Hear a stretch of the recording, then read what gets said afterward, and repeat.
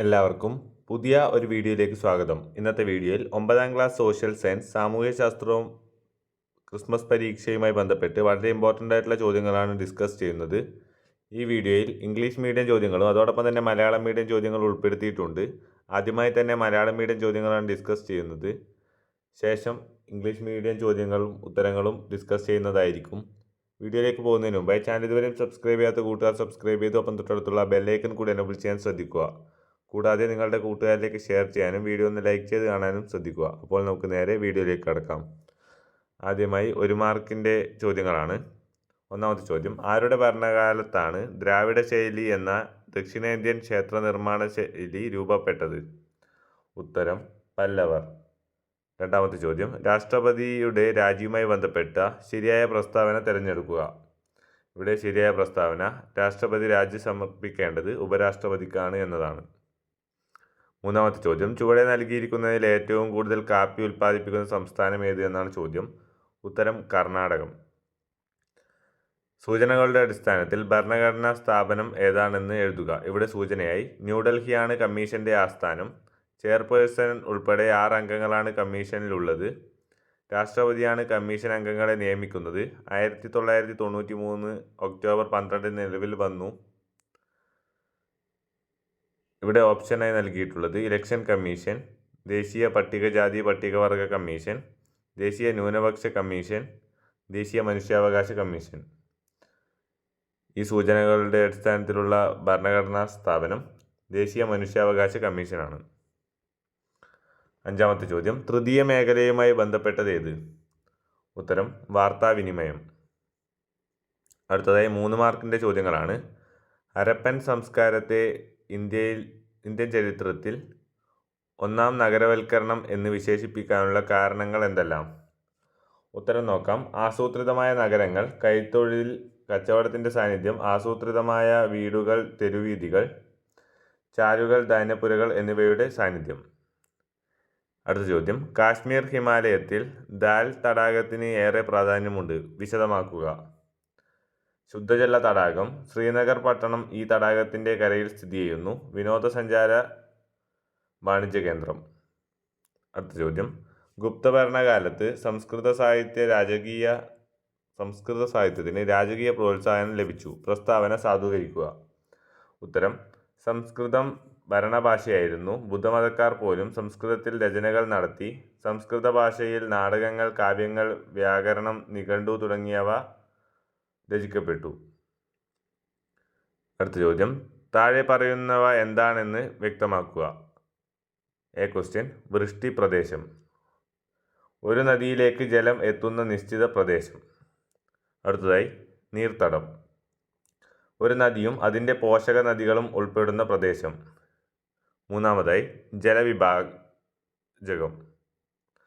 2 തണ്ണീർത്തടങ്ങളെ തമ്മിൽ വേർതിരിക്കുന്ന അതിർത്തി. അടുത്ത ചോദ്യം: ഒരു രാജ്യത്ത് നിലനിൽക്കുന്ന വിവിധതരം തൊഴിലില്ലായ്മകൾ ഏതെല്ലാം?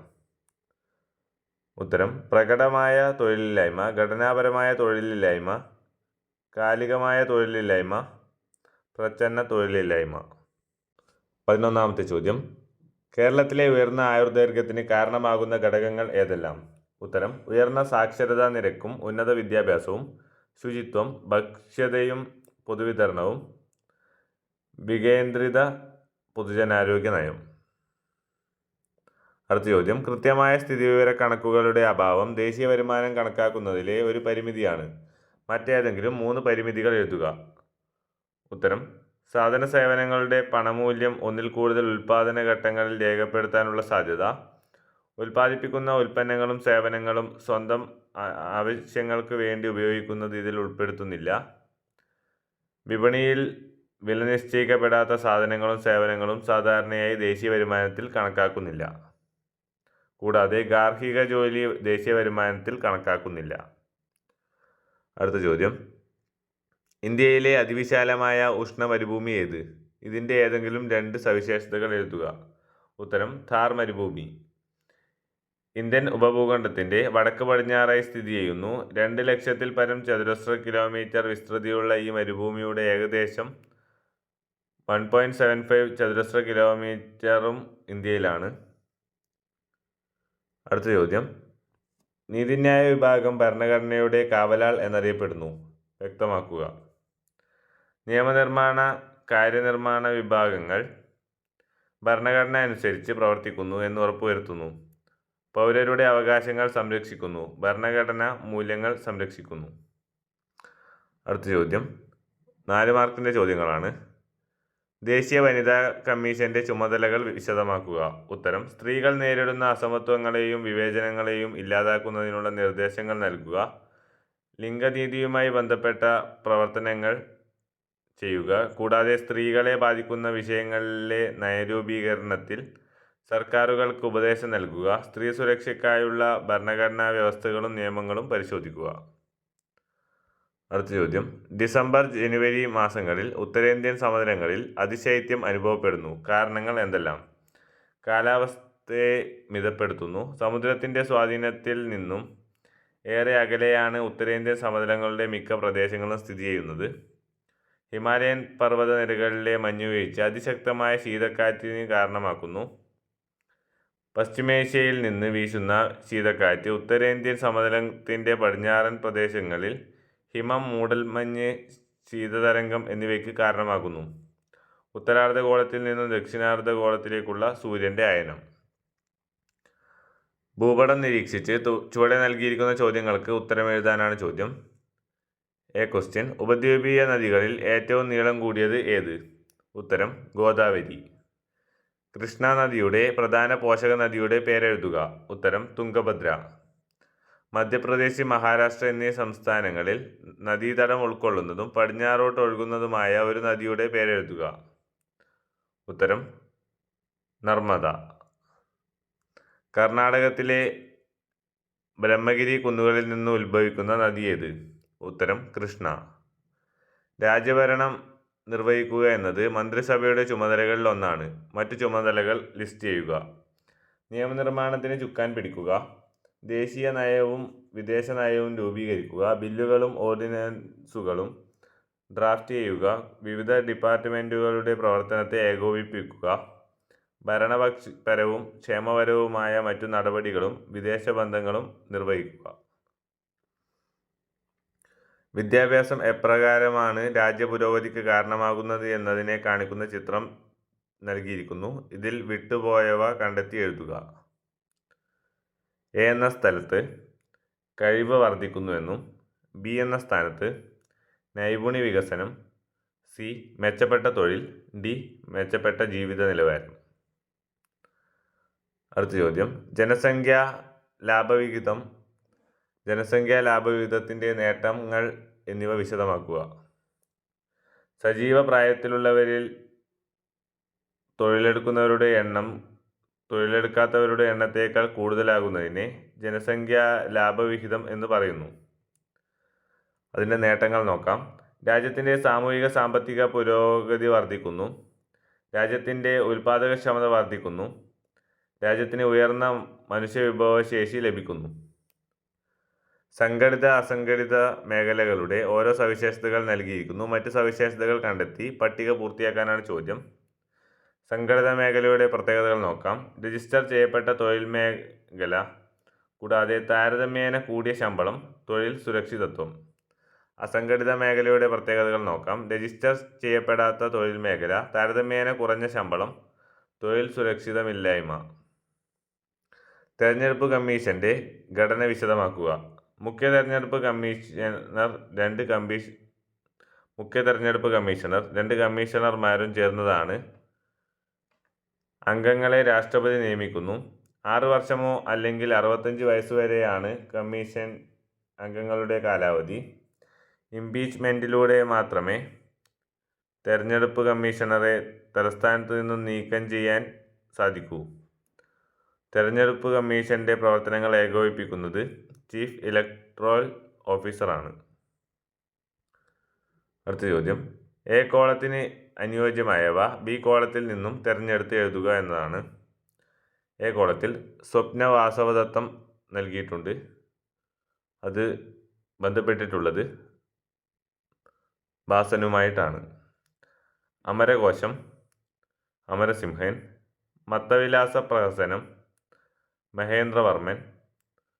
വൃശ്ചകടികം, ശൂദ്രകൻ. മരുഭൂമിയുടെ 2 വിഭാഗങ്ങൾ ഏതെല്ലാം? വിശദമാക്കാനാണ് ചോദ്യം. ശീതമരുഭൂമികൾ, ഉഷ്ണമരുഭൂമികൾ എന്നിങ്ങനെ 2 വിഭാഗങ്ങളായി തിരിക്കാം. ശീതമരുഭൂമികളെ പറ്റി നോക്കാം. ധ്രുവപ്രദേശങ്ങളിലും മിതോഷ്ണ പ്രദേശങ്ങളിലെ പർവ്വതങ്ങളിലും ഉയർന്ന പീഠഭൂമികളിലും വർഷം മുഴുവൻ മഞ്ഞു മൂടിക്കിടക്കുന്ന കൊടും തണുപ്പ് അനുഭവപ്പെടുന്ന പ്രദേശങ്ങളാണ് ശീതമരുഭൂമികൾ.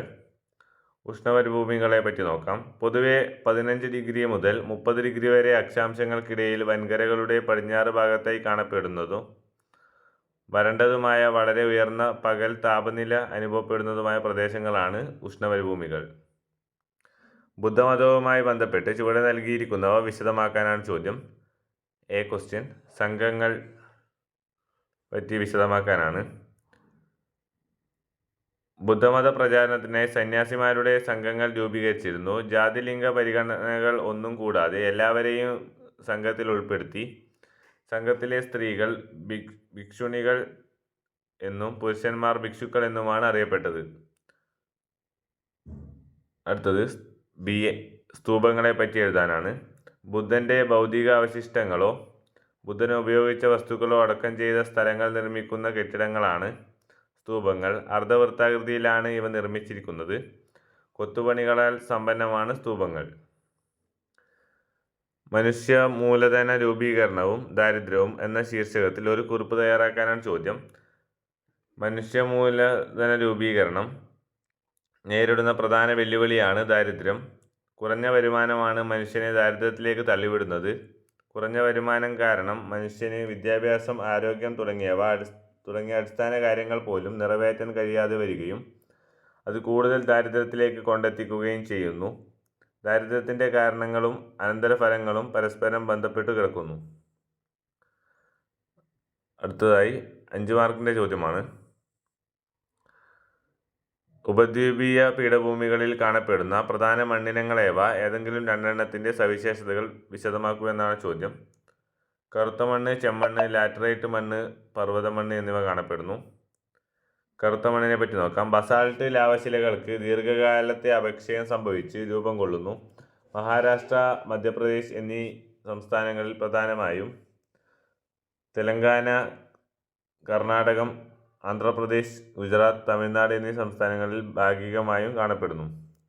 ചെമ്മണ്ണ് ഉപദ്വീപീയ പീഠഭൂമിയിലെ പ്രാചീന പരൽരൂപമായ കായാന്തരിത ശിലയ്ക്ക് അപക്ഷയം സംഭവിച്ചുണ്ടാകുന്നു. പൊതുവെ ചെമ്മണ്ണ് എന്ന് വിളിക്കുമെങ്കിലും ചിലയിടങ്ങളിൽ ഇത് തവിട്ട്, ചാരം, മഞ്ഞ തുടങ്ങിയ നിറങ്ങളിലാണ് കാണപ്പെടുന്നത്.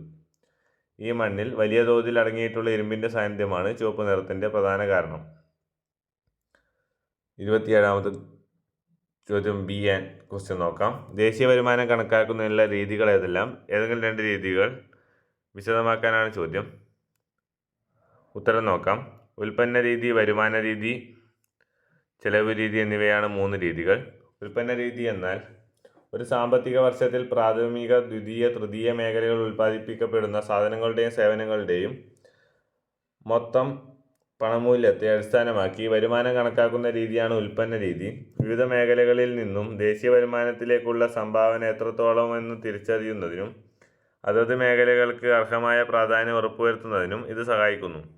വരുമാന രീതി ഒരു സാമ്പത്തിക വർഷത്തിൽ ഉൽപ്പാദന ഘടകമായ ഭൂമി, തൊഴിൽ, മൂലധനം, സംഘാടനം എന്നിവയ്ക്ക് ലഭിക്കുന്ന പ്രതിഫലങ്ങളായ പാട്ടം, വേതനം, പലിശ, ലാഭം തുടങ്ങിയവയുടെ പണമൂല്യത്തിൻ്റെ അടിസ്ഥാനത്തിൽ ദേശീയ വരുമാനം കണക്കാക്കുന്ന രീതിയാണ് വരുമാന രീതി. അടുത്തതായി ചെലവ് രീതി നോക്കാം. ഒരു സാമ്പത്തിക വർഷത്തിൽ രാജ്യത്തെ വിവിധ സാമ്പത്തിക പ്രവർത്തനങ്ങൾക്കായി വിനിയോഗിക്കുന്ന സാധനങ്ങളുടെയും സേവനങ്ങളുടെയും ആകെ ചെലവിൻ്റെ അടിസ്ഥാനത്തിൽ ദേശീയ വരുമാനം കണക്കാക്കുന്ന രീതിയാണിത്. സാമ്പത്തിക ശാസ്ത്രത്തിൽ സാധനങ്ങളും സേവനങ്ങളും വാങ്ങുന്നതിനു വേണ്ടിയുള്ള ചെലവിനൊപ്പം നിക്ഷേപവും ചെലവായാണ് പരിഗണിക്കപ്പെടുന്നത്.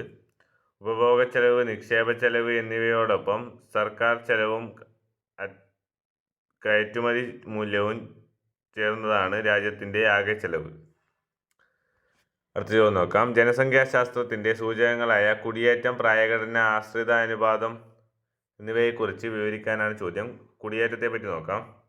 ഒരു പ്രദേശത്ത് നിന്ന് മറ്റൊരു പ്രദേശത്തേക്ക് സ്ഥിരമായോ താൽക്കാലികമായോ ജനങ്ങൾ മാറി താമസിക്കുന്നതിനെയാണ് കുടിയേറ്റം എന്ന് പറയുന്നത്. കുടിയേറ്റം രണ്ട് തരത്തിലുണ്ട്: ആഭ്യന്തര കുടിയേറ്റം, രാജ്യാന്തര കുടിയേറ്റം.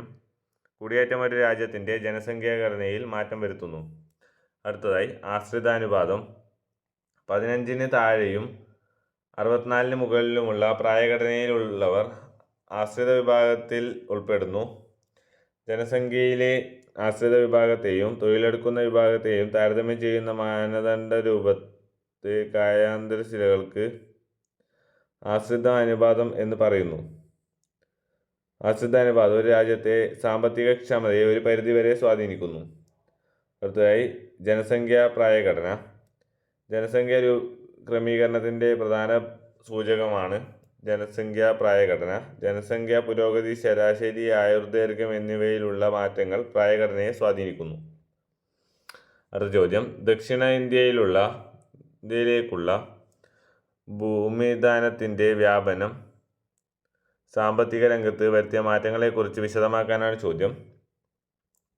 ദക്ഷിണേന്ത്യയിലെ സമൂഹത്തിലും സമ്പദ് വ്യവസ്ഥയിലും ബ്രാഹ്മണർക്ക് ഉയർന്ന സ്ഥാനം ലഭിച്ചു. കൃഷി വികസിപ്പിക്കുന്നതിന് കാരണമായി. രാജാക്കന്മാരും ഗ്രാമഭരണകൂടവും ജലസംഭരണികൾ നിർമ്മിച്ചും ജലസേചന സംവിധാനം ഒരുക്കിയും കൃഷിയെ പ്രോത്സാഹിപ്പിച്ചു. കൃഷിയുടെ ഉൽപ്പാദനത്തിൻ്റെ മിച്ചം വ്യാപാരത്തിൻ്റെ പുരോഗതിക്ക് കാരണമായി. ആഭ്യന്തര വ്യാപാരത്തിനൊപ്പം സമുദ്ര വ്യാപാരവും വളർന്നു. സമൂഹങ്ങൾ എന്ന കച്ചവട കൂട്ടായ്മകൾ രൂപപ്പെട്ടു. കോർക്കേ-കായൽ പട്ടണം, പെരിയ പട്ടണം മുതലായ തുറമുഖങ്ങൾ വളർന്നു വന്നു. ഇതോടുകൂടി മലയാളം മീഡിയം ചോദ്യങ്ങൾ ഇവിടെ അവസാനിക്കുന്നു. അടുത്തതായി ഇംഗ്ലീഷ് മീഡിയം ചോദ്യങ്ങളാണ് ഡിസ്കസ് ചെയ്യുന്നത്.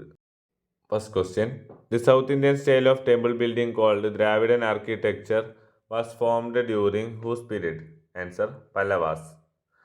Choose the correct statement related to the resignation of the president. Answer: the president has to submit the resignation to the vice president. Among the following states, which is the largest producer of coffee? Answer: Karnataka. 4. Based on given hints, name the constitutional institution. Hints: the headquarters of the commission is New Delhi.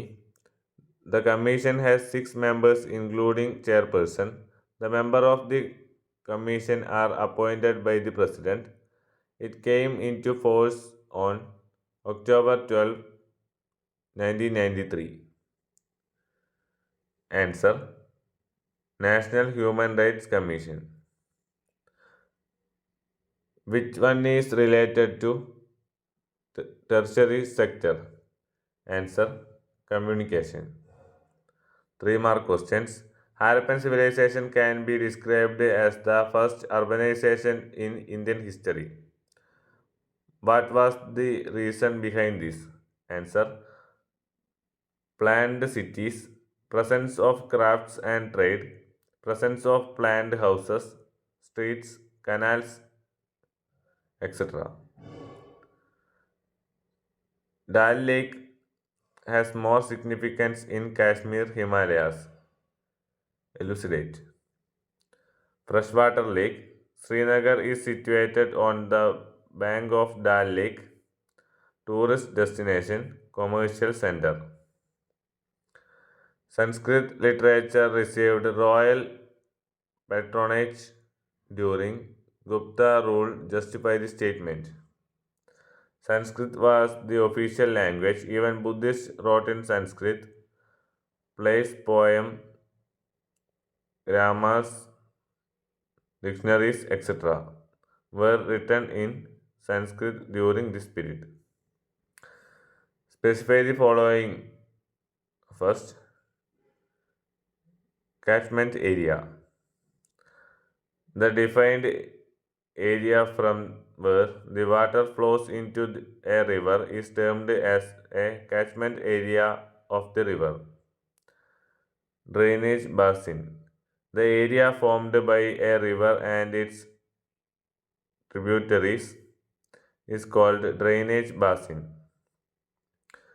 Water divide. The boundary line separating two watersheds or drainage basin.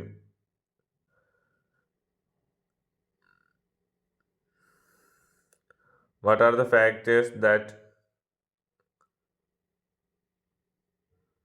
contribute to high life expectancy in Kerala? High literacy rate, higher education, sanitation, food and public distribution. Lack of accurate statistical data is a limitation in calculating national income. Explain any other three limitations. Lack of accurate statistical data, double counting, non-inclusion of goods and services produced for self-consumption, value of household work not included. What is the expensive hot desert in India? List down any two characteristics of this region. The Thar desert, located in the northwestern part of the Indian subcontinent. The desert spans an area of around 2 lakh square kilometers, of which 1,75,000 square kilometers are located in India. The judiciary is known as the guardian of the constitution. Explain. It ensures that the legislative and executive branches operate according to the constitution, protecting the rights of citizens. Constitution protects values.